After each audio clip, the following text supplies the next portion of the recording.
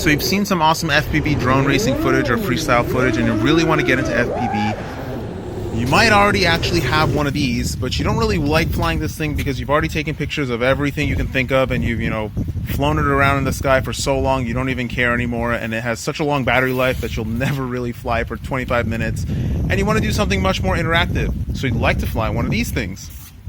In order to fly one of these things, I'm going to tell you the easiest way to start, which is really in dispute. It's not even up for discussion anymore in the industry. The easiest way to start is to pick up a controller and just start using the simulators. This controller is the one I recommend. It's the only one I recommend. There are plenty of other options, and you're more than welcome to use any of the other options, but the reason I recommend this controller is because it's a very, very good value. It does a lot of things. It has a lot of features, and it's all you need. It's all you need for the racing scene. It's all you need for the freestyle scene. It's all you need for the long range setup, because you can expand it. That right there, that door, is an expansion bay where you can put a long range module in there if you want. If you want to do long range stuff with a wing or something.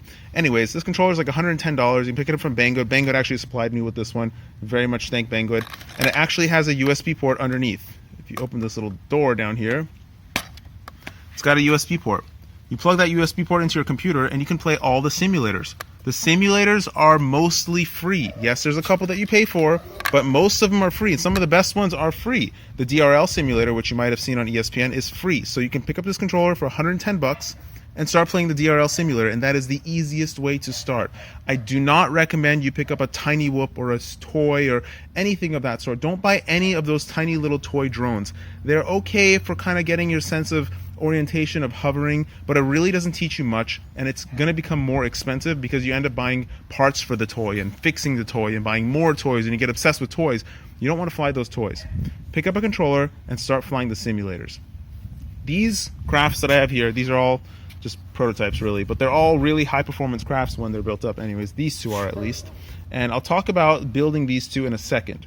So let's recap real quick. You're coming from a Phantom. Most likely you're coming from a Phantom. You want to fly something really interactive, FPV, totally manual control. I highly recommend you pick up a controller. Do not pick up a tiny whoop. Do not pick up a toy. You do have two fantastic options that are in the toy class, but are suitable for all hobbyists as well. That is the Emax Baby Hawk and the Blade Torrent. These are two excellent, excellent crafts.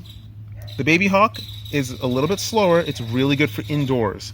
Torrent is much, much, much faster, and it flies very similar to these faster ones.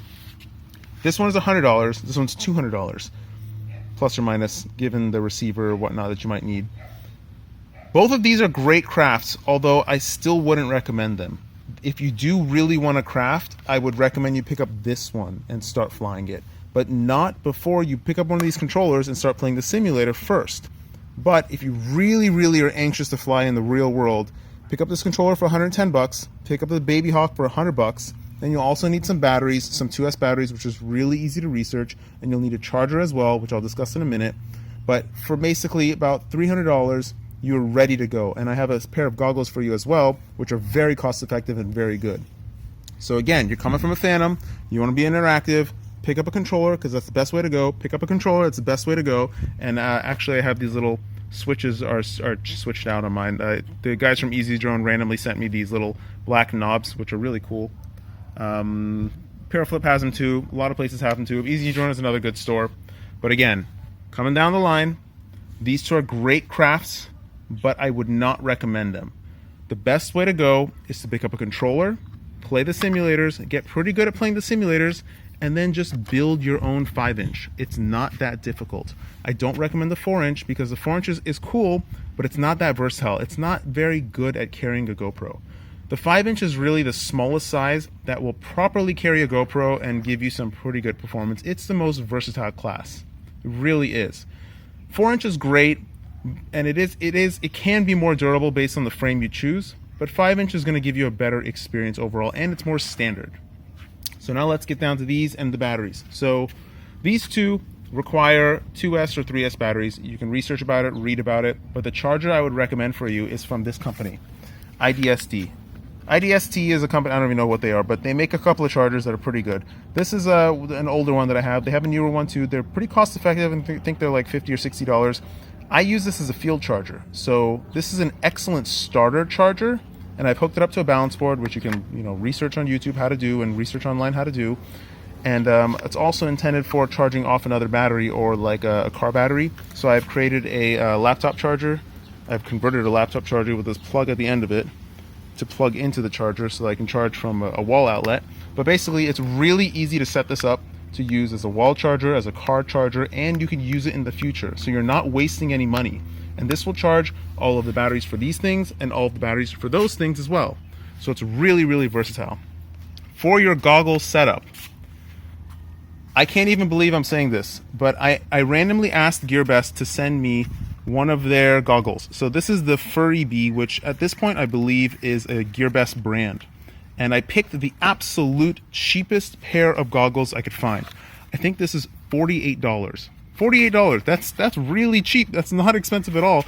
And it's similar to the head plays of a while ago. If you're new, you don't know what those are. But the basic form is a shoebox. It's a shoebox. It's got a screen in there, and it's got a lens in there, so you can easily focus when you put your head in it. And it's not exactly what you want. You would really want a pair of these. You really want a pair of Fat Sharks or just basic goggles, because they're more versatile in the sense that you can really transport them easier, and they don't look goofy when you're putting them on your head, because those things look huge on your head. These are much more, you still look like a dork wearing them, but at least they're a little bit cooler looking. The performance of these is better. The screen quality is a little bit better. The resolution is about the same, but the contrast ratio on the screen is better, and you have the option of plugging in different modules. This is the Furious module I have plugged into here, but there's the LaForge module. They're great modules, but the versatility of being able to change your module is very, very handy. Unfortunately, this setup is about $400. Yeah, just about $400, especially with the battery. It's like $420, $430 with this upgraded battery that I have. So you probably don't want to invest all that up front, even though I'm telling you that if you did, you wouldn't regret it, because people that generally start flying these things, they love it so much that you really end up spending a good amount of money in this field, and it's probably to your advantage to just pick up a good pair of goggles right up front. And I can tell you that it's been a couple of years now that I've been following the market, and nobody has come out with a pair of goggles that is better than Fat Sharks. I don't even like Fat Sharks. I think it's a greatly flawed product, but unfortunately it's the best option we have right now. And I hope to change that in the future, but for now it's the best option we have. So if you do pick up a pair of Fat Sharks, you don't have to feel worried that a new product is going to come out in a short time that's going to be better than the Fat Sharks, because it's highly, highly unlikely. The Furry Bee goggles, $48. It's completely usable, and in the future you can use it as a ride-along pair. What that means is that you got some friends that want to see what you see when you're flying, stick this on their face. It's really easy, really simple. Now, this is definitely not like the perfect pair of goggles by a long shot. It is definitely annoying. It's got some features that are weird, but there's some really, really good things about this pair. First of all, it's got a speaker, so if you want to tune into your quad's blade noise, which some people like doing, you got a speaker on board. It's got diversity built in, and the antennas that actually come with it are pretty good. They're not bad. This antenna setup gets comparable signal quality to my Fat Shark, which has a much more advanced setup on it. So I'm very impressed with that. On top of that, it has the single most useful feature on it, which is a search feature. This button, you push that button, you hold it down, and it searches through all the channels. I think it's 48 channel 50. I don't even know what channels it is, but if you hold that button down, it searches through all the channels. On top of that, which makes it really easy to find your channel because it's really hard to sync up these things. On top of that, it's really comfortable to wear. I'm really, really impressed with this pair of goggles if you haven't noticed yet. This foam is really soft, but it also has this coating, this covered material on it, which doesn't feel like it's going to absorb all your sweat and everything. So you can actually trade it with other people, and it's not bad. The biggest downside of this pair of goggles is the actual screen quality. The resolution is great. The actual Fresnel lens, or Fresnel, whatever the lens is in here, is actually pretty good quality. The problem is that the screen is relatively low contrast. Now, that doesn't make a difference for you if you're just starting and you're not really going to notice, and they're totally usable. You can use these goggles to race with. I don't know about the latency or anything, but it seems to be pretty good. I mean, I've flown around with these goggles, no problem. They're really good, really, really good. For $48, it's really like a no-brainer if you're just starting. But these aren't the only pair of goggles that are like this. There's a couple of other brands, 007 or Eachine something or other, that also make very similar goggles. They even look the same. I think they're even using the same casing. The features on them, however, do vary, and even though this is the cheapest pair I found, I specifically asked for this one because I knew it had the diversity and the search function. Again, very important features that are going to make your life much, much easier. Video problems are a real pain. But for the most part, you don't have to be worried at all about picking up these goggles. And even if you don't want them after a while, it's really easy to sell off to a friend for 20 bucks, and you're not out much money. So the whole goal in this whole sport, the goal in all this is not to waste money, because it's very easy to buy a bunch of garbage and waste a whole bunch of money. And now I'm going to get to the point where I tell you my general recommendation for a 5-inch build that will last you a long time. It's not going to be a waste of money, and it should work well. A lot of people end up buying really crummy motors, really crummy frames, really crummy components, throwing them together, and then they get upset when it doesn't fly right. And that's fine, but then you end up going to like Rotor Riot or the Rotor Riot site and just buying like an alien setup that Steel flies or Chad flies. And that's great, but it's just really, really expensive. This setup right here, this is not an expensive setup. The whole thing, minus the GoPro, is not even $300 with all of it. And this is like the top performing setup. So I'm going to tell you my recommendation for a good quality setup that will work very, very well. And you can look down in the description. I've listed all the parts, all the components, and I haven't listed some items. I've just listed them as recommendations, because you can change them. You can change them to whatever you want, whatever suits your controller, whatever suits your desire. You can change them. I've only given you the core components that I highly recommend you stick to, because the items that I've selected have been tried, tested. We know it works well. We know there's good support for it online. You don't have to worry about really crummy quality, although nothing is immune to quality problems. Education-wise, after you've picked up the controller, you've played the Sims, you're pretty good at flying on the Sims, and now you want to build your own quad, you're going to start watching a bunch of YouTube videos about building quads and how to set them up. It's really not that complicated. Do not be afraid of it. These wires are not challenging. It's a very simple setup. Just watch 1 or 2 videos. You're going to get the hang of it, no problem.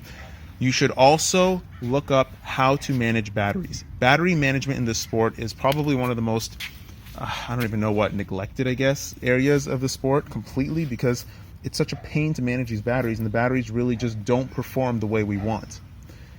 That being said, we are really pushing the batteries a little bit farther than we should, but anyways, we always want more power. High performance batteries are very, very expensive, and that is why these were sent to me for testing, but I truly, truly believe that these are the best value packs you can get. The ChinaHobbyLine batteries, particularly the 70C, I don't recommend the 55C or the 100C, because the 100C and the 70C, they perform about the same. I have felt no performance difference. The 55C definitely does perform a little bit worse. The cycle retention of the batteries is also pretty good. You probably don't even know what that means, but the number of charge cycles you go through is also pretty good. I have some 100C packs that are on past cycle 20, and they're doing just as good as they were new. These batteries are like between $15 and $18. For that range of a price, you're getting a really damn good battery that will last you a reasonable amount of time. And if you do happen to break a bunch of batteries, you're not out $45 like some of these high-end batteries that are just insane. So ChinaHobbyLine is my best recommendation for performance batteries that are reasonably priced at this point. Other good batteries are the Hobby King Green Multistar, but in general I recommend you stay away from Hobby King. You'll get caught up in the Hobby King ecosystem, you'll get comfortable with it, and they really don't have all the products you want. If you're looking for stores that carry all of the components that you need, I would recommend Pyroflip.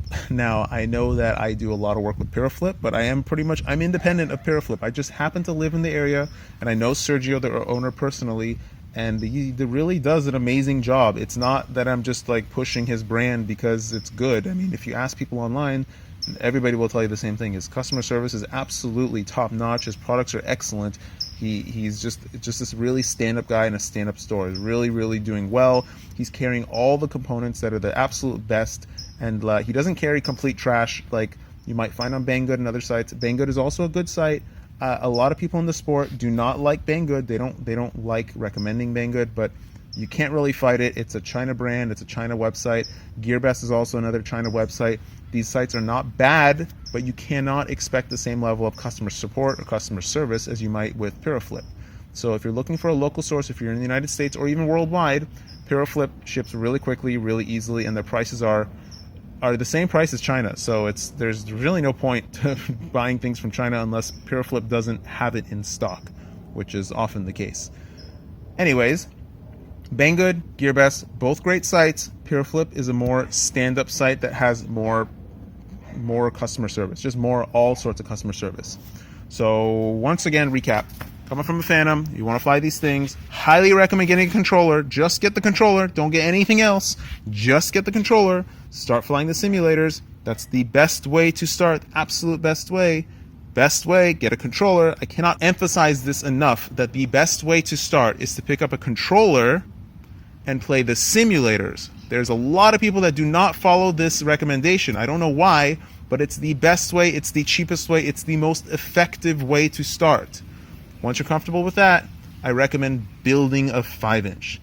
Don't buy the toys, although if you want to buy these two toys, these are two special toys that actually perform very well. But I don't recommend the toys. Build a 5-inch, research a little about building, a little about battery management, and then when you're buying batteries, I recommend the ChinaHobbyLine batteries. This is a totally independent recommendation. Even if I paid for them, which I did pay for half of them, I would still recommend them because they're the most budget value pack that works well. For the charger, starting off, pick up the IDST. I will actually link my personal favorite charger in the description as well. That's the one I use on a daily basis to charge all my batteries. For a goggle setup, get one of these cheapo goggles. They are actually pretty darn good. You will graduate from them relatively quickly, and when you do, you will use them as a ride-along pair. Last but not least, I'll show you this thing. This is kind of an advanced build. It's a 1 meter class, and I am predicting that it will have about a 7.5 to 1 thrust to weight ratio, which is not really that crazy when you think about mini quads, but then think about the weight of this thing. The all-up weight of this is going to be about 4.5 kilograms. So each 1-to-1 thrust to weight ratio is 4.5 kilograms. That's going to put this thing up at about 30 kilograms of thrust. Now that really doesn't mean anything. I'm putting a 12x8 prop on it, which I'm hoping is going to get me a lot more speed than a 13x5 prop, which is what the motors are intended for. But it'll be very interesting. That is a very advanced build. I've been doing this for about 2 years, I think just over 2 years now, and I've loved every second of it. I hope you do too. Feel free to ask all the questions you like in the description. I try my best to answer all the questions, or at least read them all and respond to the ones that are reasonable or I can actually help with. Get on the community, get on Mini Quad Club. Rotor Riot group on Facebook is also good. Mini Quad Club is a Facebook group, and people are always there to help you. Everybody in the sport is generally welcoming. We always want more people. We want nothing but to expand the sport and to bring more people into it and share the excitement and the joy of flying these things. Take care, and the best part, don't forget to floss. Flossing is an integral part of flying quads. Very integral.